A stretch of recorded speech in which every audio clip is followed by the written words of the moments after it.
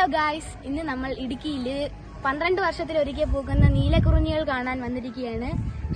നമ്മളിപ്പോൾ കള്ളിപ്പാറയിലാണ് നിൽക്കുന്നത്. ഇവിടെ കുറേ ആൾക്കാരുണ്ട്. നമ്മൾ വന്നപ്പോൾ 2 കുട്ടികൾ ഇവിടെ ഓടിക്കളിക്കുന്നുണ്ട്. നമുക്ക് ഇവരെല്ലാം ഒന്ന് പോയി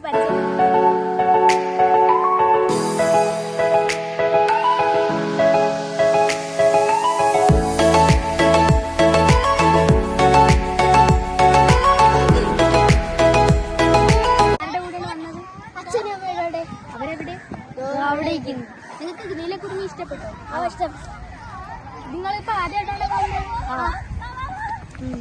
കുറച്ച് കോളേജ് കുട്ടികൾ ഇവിടെ ക്ലാസ് കെട്ടി നീലക്കുറിഞ്ഞി കാണാൻ വന്നു.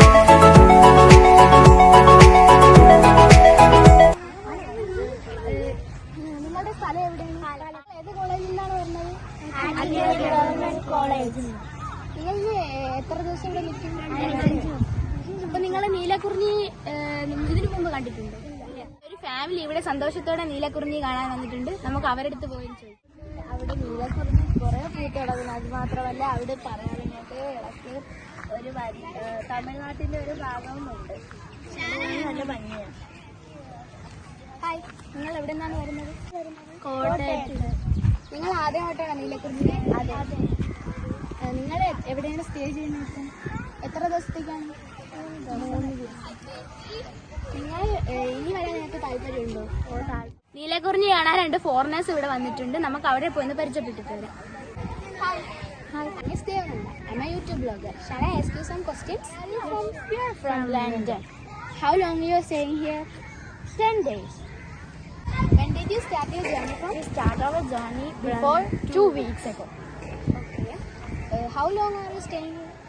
10 days we are staying. Okay. What's your favorite food here? I like my favorite food is sadhya, karimeen polisada and biryani, and I like karimeen polisada very much. My name is Julia and my name is Jacob. Okay.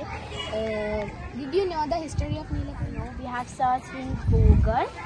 It blooms once in every 12 years and it's found in Western Ghats of India and its color is blue and Okay, thank you. Thank you. Ta-da.